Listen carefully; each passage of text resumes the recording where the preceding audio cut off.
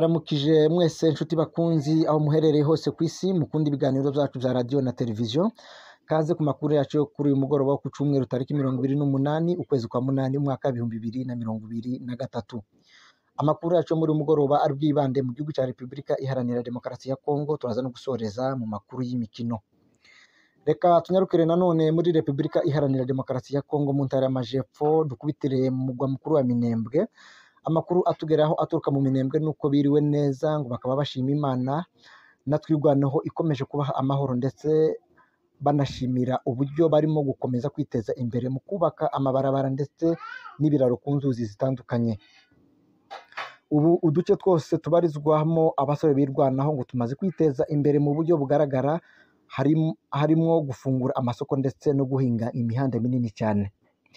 Nanone mu yandi makuru aturuka muri komine ya Minembwe aravuga ko inama yahuzaga FRDC n'abaturage yigaga ku mutekano ko yashoje uyu munsi, ngo bakaba bavuze ko bifuza amahoro ndetse banasaba ko abaturage bavuye muri Kamombo ko basubira mu byabo, ndetse bakaba bakangurira amoko yose yaraturiye muri kariya karere ko agomba gutaha bose, kandi bakaba bijeje umutekano. Mu itangazo ryatanzwe n'umuvugizi wa FRDC muri brigade ya 12 yatangaje ibi biganiro bizakomeza hagati y'amoko yose, kandi akaba yijeje abaturage umutekano usesuye ko bazohereza ingabo muri kariya gace. Ibi kandi ngo bikaba byashimangiwe na Colonel Rugabisha, umuyobozi wungirije ushinzwe operation n'iperereza muri brigade ya 12 iyobowe na General André Ehonza. Tukaba twifuriza umutekano ndetse no gukomeza guhabwa amahoro n'ingabo z'igihugu za Repubulika Iharanira Demokarasi ya Kongo. Reka tuve mu ntara y'Amajepfo tunyarukire mu ntara y'Amajyaruguru. Amakuru aturuka muri Nord Kivu mu mujyi wa Goma haravugwa ingabo nyinshi cyane ngo zirimo koherezwa muri kariya gace k'uburasirazuba bwa Kongo bumaze igihe buri mu ntambara. Izi ngabo ngo zikaba zamaze kuhagera ku bwinshi cyane, kandi ngo zikaba zifite n'ibikoresho byinshi cyane. Amakuru agera ku rubuga rwacu Inoka Kivu News, ubwo twaganiraga n'abaturage baturiye muri kariya gace, bishimiye urwego ingabo za FARDC zimaze kugeraho, ndetse zinashimira ingabo za EAC ko zabafashije mu kurinda umutekano w'abaturage mu gihe kigera nk'amezi 6 ingabo za leta zitarwana, aho zari zimaze ayo mezi yose zisuganya zegeranya imbaraga ndetse n'amahugurwa akomeye, mu buryo ngo babona ko ubu zihagaze neza kandi zizabasha guhasha umwanzi ndetse zikanacungera umutekano hamwe no gucunga imipaka y'igihugu muri rusange. Ayandi makuru atugeraho biravugwa ko mu duce twa Masisi abaturage ngo babonye izindi ngabo nyinshi z'umutwe wa 23, bakaba bahamya ko nazo ngo zihagaze neza kandi ngo zambariye urugamba. Ibi byose ngo bikaba ari bimwe mu byateye abaturage benshi guhunga ku bwinshi mu gihe bamaze iminsi mu makambi barimo gusaba gutaha ngo bagasubizwa mu byabo. Reka tuve mu ntara y'Amajyaruguru tunyarukire ku mugwa mukuru wa Kongo i Kinshasa.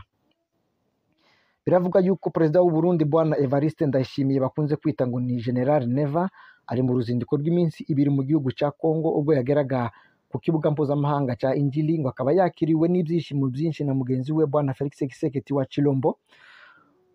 Mu byo batangarije abanyamakuru nuko uru ruzinduko rwe ngo bashizeho umukono ku masezerano y'ingabo, aho ingabo z'abarundi ziri ku butaka bwa Kongo mu rwego rwa EAC ndetse n'izindi ngo zikaba zibarizwa muri Kivu y'Amajepfo, aho ngo zagiye ku bwumvikane bw'ibihugu byombi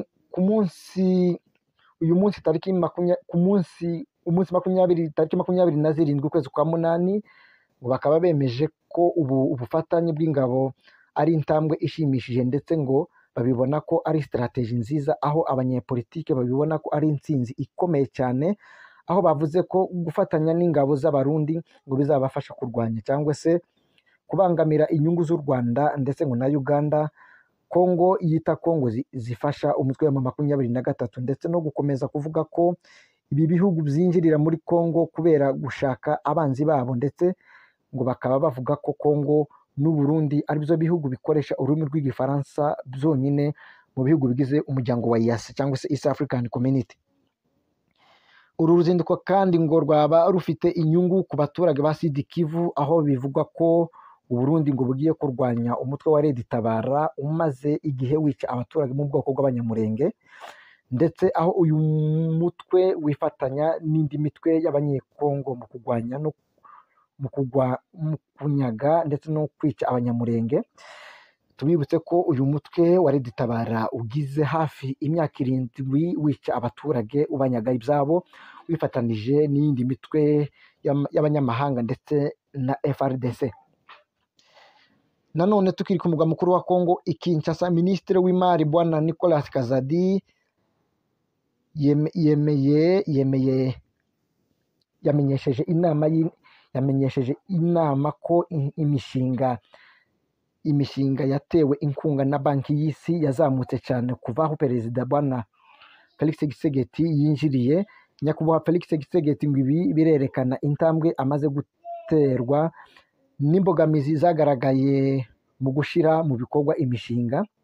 Yagaragaje ko Bwana Kazadi yagaragaje ko inshingano n'imishinga yatewe inkunga na banki y'isi ingana na miliyaridi 2.5 mu mwaka w'ingingo y'imari umwaka wa 2018. Uyu munsi kandi ngo miliyaridi 8.5 hamwe ngo na miliyaridi 5 zitaratangwa.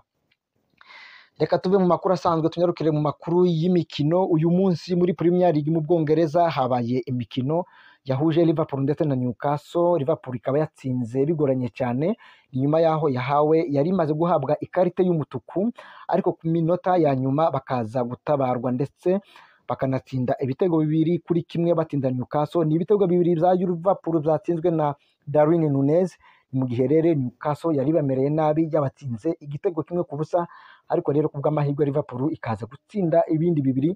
Ni ibitego byatsinzwe na rutahizamu Darwin Nunez. Naho kandi mu yandi makuru y'imikino, uyu munsi Manchester City yatsinze ibitego 2-1 imaze itsinze Sheffield. Ni ibitego byatsinzwe na Haaland ndetse na Rodriguez. Naha dushoresha amakuru yacu kuri uyu mugoroba rero, reka tubashimire mwebwe mwese mwakomeje kudutega amatwi. Reka dushimire mugenzi wacu twabanye hano muri studio Bwana Eric Kadoni. Namwe mwese mwakomeje kudutega amatwi turabashimiye cyane. Ahasigaye rero mukomeze mugire ijoro ryiza, mutaramane rino Kivu News. Muyibuke gukora subscribe kuri channel yacu ya YouTube no kuri Instagram, Facebook, website kugira ngo mukomeze mubone amakuru yacu. Ahasigaye rero turabararikira ku makuru yacu ku munsi w'ejo mu gitondo. Mukomeze mugire ibihe byiza. Mwari kumwe na Zawadi Musenyeri nakagaruka.